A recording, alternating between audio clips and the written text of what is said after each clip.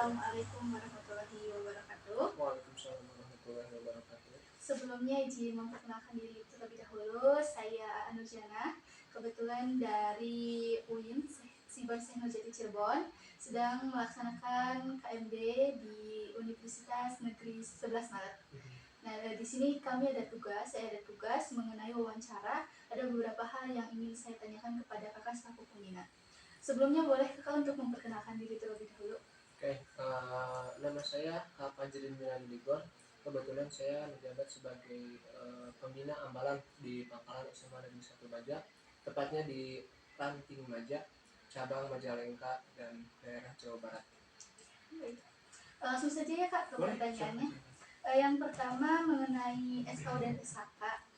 Cara mendapatkannya bagaimana, syaratnya apa aja, dan bisa dijelaskan prosesnya seperti apa? Kalau misalnya untuk SKU dulu ya, kita satu-satu. Kalau untuk SKU sendiri itu kan syarat kecakapan umum. Itu bisa didapatkan SKK-nya atau panduannya jika umur usia tertentu pada seorang pramuka itu sudah mencapai batasannya. Misal ada di siaga tingkatannya kan, ada di penggalang, dan ada di penegak. Dan jika masing-masing dari tingkatan tersebut sudah mencapai batasan umurnya, maka yang bersangkutan berhak untuk menempuh SKU tersebut yang nantinya setelah selesai menempuh SKU tersebut maka akan mendapatkan TKU atau tanda kecakapan umum seperti itu. Sementara SKK itu sendiri itu syaratnya harus sudah dilantik terlebih dahulu menjadi seorang pramuka tingkatan tertentu, misal pramuka tingkatan siaga, pramuka tingkatan golongan, penggalang, penegak ataupun pandega seperti yang sedang kakak tempuh mungkin sekarang ya. Nah, setelah seorang pramuka tersebut mencapai tingkatannya, maka di sana ada yang dinamakan dengan syarat kecakapan khusus yang fungsinya syarat tersebut itu untuk mengupgrade atau memaksimalkan potensi yang ada di diri seorang pramuka tersebut. Mungkin seperti itu lebih singkatnya Kak ya, karena kalau digambarkan sepanjang lebar itu tidak akan selesai. Baik. Ya. Ke pertanyaan selanjutnya. Boleh? Untuk program kerjanya itu apa saja dan mungkin ada jangka waktunya, boleh dijelaskan? Kalau misalnya di pangkalan kita sendiri ya, di kami kebetulan kan ketua gugus tugasnya Kardio yang mungkin saat ini sedang sibuk sehingga tidak bisa dihubungi. Kita memiliki beberapa program yang pertama adalah program jangka pendek dan jangka panjang. Sebetulnya program harian pun dan mingguan ada, cuman kita langsung saja ke program yang intinya ya, yang setiap tahun mungkin diadakan. Yang pertama ada program jangka pendek. Program jangka pendek itu biasanya itu adalah latihan mingguan untuk upgrade kemampuan para pengurus dewan ambalan. Nah, kemudian ada jangka menengah seperti pelantikan bantara dan pelaksana atau kenaikan tingkatan golongan kecakapan. Nah, yang terakhir ada pecapa dan PTA. Nah, itu adalah program jangka panjang yang siklusnya setiap tahun kita selalu mengadakan hal tersebut. Nah, itu mungkin program-program yang sifatnya wajib itu. Ada lagi program-program lainnya yang diturunkan dari program-program tersebut yang fungsinya untuk lebih mengoptimalkan sehingga program-program utama tadi bisa tercover dengan baik dengan adanya program-program tambahan tersebut. Baik. Selanjutnya mengenai postur pembina Ya. Di ambalan seperti apa dan pembagian struktur dan tugasnya itu bagaimana? Kalau misalnya postur pembina sendiri dan pembagian strukturnya, di kita itu kan ada skema seperti pertama pangkalan kita itu kan dipimpin oleh ketua gugus depan ya. Ketua gugus depan, majelis pembimbing gugus depannya sendiri adalah Pak Rostiana MPD, Dr. Rostiana MPD sebagai kepala sekolah gitu kan. Kemudian ada ketua gugus depannya Karyo Faryansah untuk putra. Untuk putrinya ada Kak Intin Rustini. Kemudian di bawahnya strukturnya ada saya sendiri sebagai pembina ambalan penegak, dan untuk pembantu pembina ambalan penegak ada Kak Fahmi Takiuddin. Untuk di ambalannya Mas Maja ada pembinanya ada Kak Tika, kemudian ada Kak pembantunya ya. Untuk pembantunya kemudian sampai saat ini masih kosong karena kebetulan mengundurkan diri ada terkait beberapa hal tertentu gitu kan.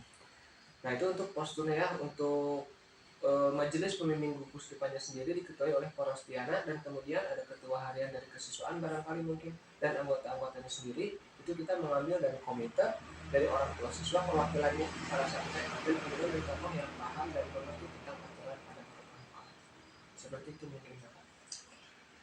Selanjutnya mengenai metode membinanya gitu, seperti apa di Pangkalan Kakak? Kalau misalnya di pangkalan kami sendiri, prosedur membinanya itu disesuaikan dengan peraturan yang sudah ditetapkan ya, khususnya dalam tingkatan golongan penegak. Artinya, seorang penegak itu dia memiliki kapasitas 70-80% dalam pembinaan atau bukan pembinaan atau pengelolaan di pangkalan. Kami di pembina hanya memantau. Barangkali jika diantaranya ada kakak-kakak yang kelirunya sudah terlalu kebangetan gitu ya Kak, baru kita akan luruskan kembali sesuai dengan peraturan yang ada. Namun dalam kepembinaan di penegak itu sendiri, kami membina di sini tidak terlalu melibatkan yang tersebut, karena berdasarkan fase tahap pertumbuhan psikologis di tingkat penegak itu sudah seharusnya bisa survive dan mandiri. Maka mereka kakak-kakak penegak itu dilatih untuk menjadi seorang prajurit yang kreatif untuk bisa hidup dimanapun. Seperti itu mungkin. Kak, selanjutnya mengenai pemahaman kakak mengenai dunia SGT atau siaga galang tegak itu seperti apa?